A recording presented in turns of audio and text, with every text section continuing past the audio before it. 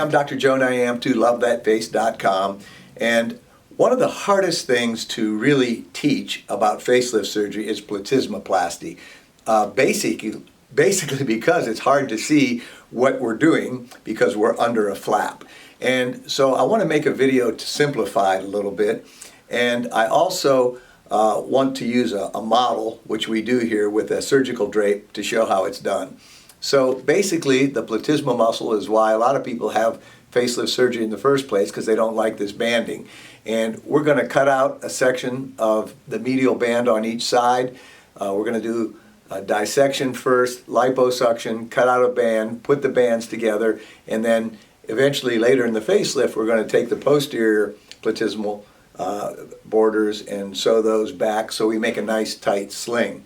And we're going to show you how we do this. Now, some doctors don't do platysmaplasty with their facelifts, and I think that's a big mistake. 2% of my facelifts are short scar lifts, and on those real small weekend facelifts, I won't do a platysmaplasty, but that is only 2% of the over 1,100 facelifts that we've done.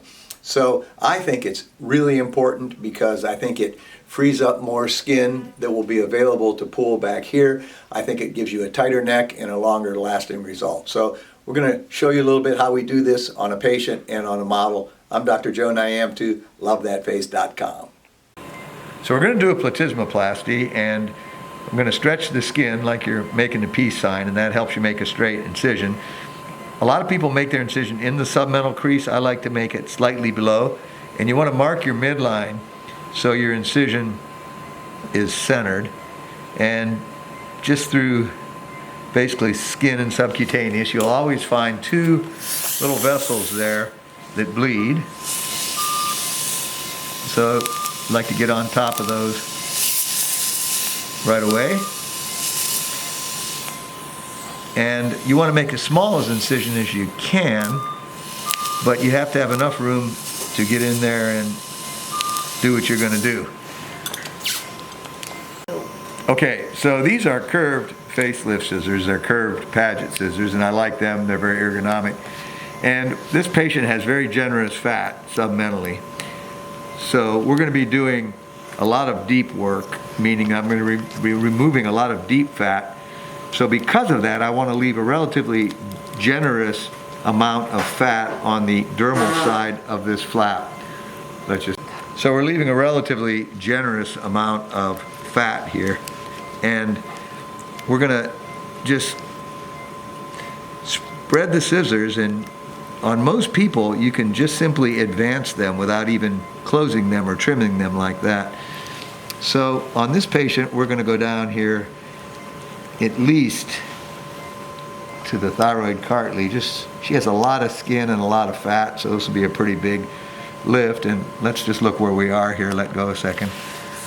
The sternal notch is right there, so we're about 2 inches from that. Now the other thing that's important here at this point is to dissect across the inferior border of the mandible, and here's where the mandibular ligaments are. We're going to access them through the facelift as well, but I like to do that with the platysmaplasty dissection. We'll do the same thing over here. Now some surgeons omit platysmaplasty, which I think, unless you're doing a little weekend short scar facelift, I think it's a huge mistake, because this is going to allow us to do so much with this neck in terms of skin tightening, fat reduction, platysma plication. So that is our initial dissection. So you can see some of our subcutaneous fat here, and we're going to use this 6 millimeter cannula and start our open liposuction. Are we able to see that? And the reason we call it open liposuction is you can see the fat actually coming off. So we're going to go ahead and continue this and develop this subcutaneous fat that is on top of the platysma.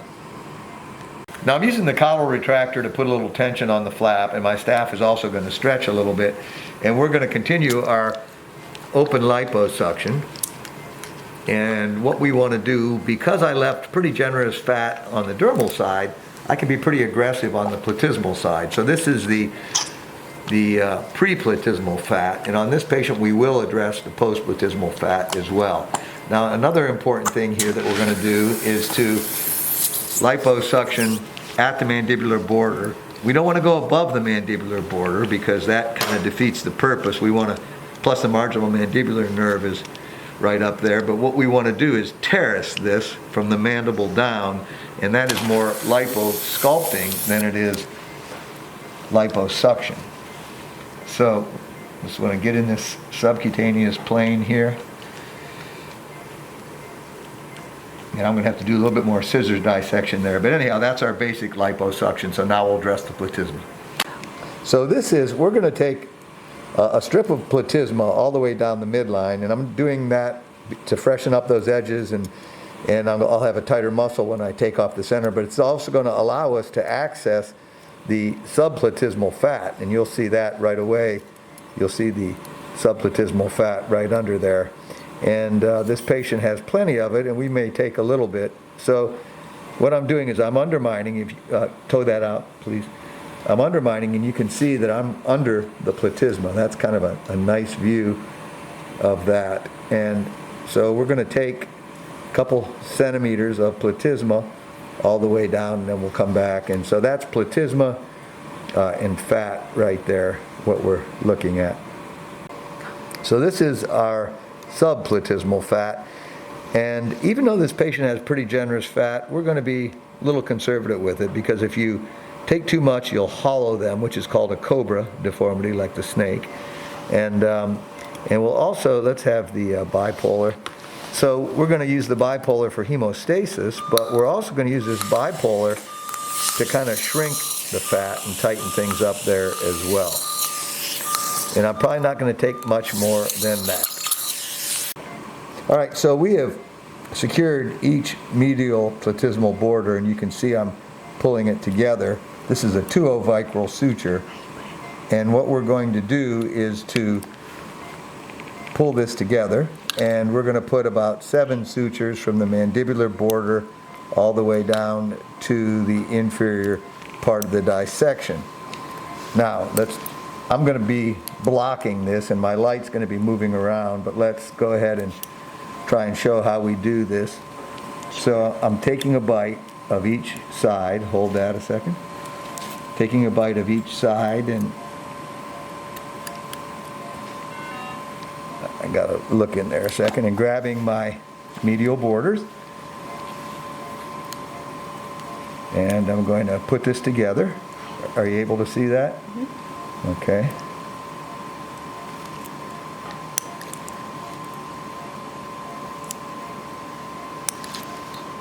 And we're going to go from we'll put one more in, from the inferior border of the mandible. And I realize that my light is jumping around here a bit. It's hard to hold that still and get in this position. So you can see this platysma edges coming together, and that's going to be nice, kind of more intact muscle than the previous medial borders that were there. I'm on a roll here, so I'll keep going.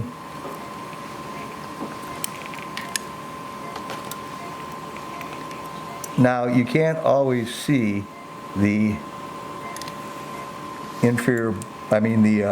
platysmal borders as well. Sometimes it's hard to even see the pink platysma muscle, and you're just grabbing the tissue that is surrounding it and the muscle. So that's pretty good, I think, if you're able to see. Now we'll go down and do the rest of this. Now some people hold this please, some people make cutbacks right about here in the hyoid region, and I really don't. I never have, and to me there's really no positive reason to do that. So I'm going to run my midline, kind of, they call that a corset, like a woman's corset, Platysmaplasty. I like to call it a shoestring, Platysmaplasty. Because that's kind of what it is. And then we're going to show you graphically on a model what we just did. So we're going to be doing a Platysmaplasty here, and I want to jump down to an elementary level to explain this, because you can't see what's going on inside the Platysmaplasty. So we'll pretend that these are our platysma borders, and what they do is they get dehisced and they get ptotic, and the platysma that we're going to address goes from the inferior border of the mandible really down to the thyroid cartilage area or to the sternal notch. And what we want to do, we're going we're going to cut out a strip of platysma in the midline. So we're going to actually cut some out, and then our new borders are going to be lying there, our medial borders, and we're going to put sutures, again from the mandibular border to the inferior part of the facelift, and we're going to bring this together tight. So remember, you have all this just ptotic, loose platysma muscle. We're going to dissect over it. We're going to cut out several centimeters of it, and then we're going to have the new border here, and we're going to put a mattress suture in here, usually bury a mattress suture, and we're going to be showing this, and sometimes you can see it, the more superior ones, and sometimes you can't. So just to give you a graphic representation of what we're doing, this is it. And if the patient has thick skin, you don't have to bury it, but there's nothing wrong with having a buried suture here. And this is going to be our Platysma Plasti suture, and you can see that we'll probably put 5 or 6 down. So that's kind of how we do it as an example. So some people don't advocate Platysma Plasti, but honestly, I've done it both ways, and I've done, you know, whatever, maybe 2% of my facelifts without Platysma Plasti, and I think it's superior for several reasons. Number one, it frees up all this skin that I'm going to be able to reposition. Now, would I be able to tighten that without freeing that skin? Yes, but there's more skin freed up, which is going to have more skin back here to come off, and I think it is superior. Also, I'm putting that platysma together, and that slims the neck. It pulls everything. I'm cutting the center out, and I'm tightening this, and it pulls everything posteriorly and even superiorly, and it just gives you a better, longer lasting neck, and it addresses those platysmal bands. And if you ask people what they don't like about the aging neck, one of the first things they're going to say, besides excess skin, are the bands. And if you want to address the bands, then you need to do a Platysma Plasti. And I hear people beat around the bush saying, well, platysmal bands, that's natural looking. You know, sometimes people just get lazy, and I think that this is a very important part of the facelift that you don't want to omit unless you're doing some of the really small short scar facelifts. Then Platysma Plasti is not as important. So hope that explains it. Hi, I'm Dr. Joe Niamtu, CosmeticSurgeryEducation.com, and I hope you enjoy our free YouTube videos. I want to talk to you a little bit about our For Purchase video series, and if you follow our education platform, you know that in the past I had a very successful DVD cosmetic surgery video series that you would order on DVD. To become more contemporary, we've done it all over, and now it is all online. I spent 2 years and recorded over 300 hours of 1080p high definition video, and it's fully narrated in a step-by-step teaching manner. This includes, but not limited to, topics such as blepharoplasty, brow lift, minimally invasive facelift, traditional facelift, facial implants, otoplasty, laser resurfacing, chemical peel, injectable fillers, neurotoxins, mole removal, the management of fat in the head and neck, and other topics.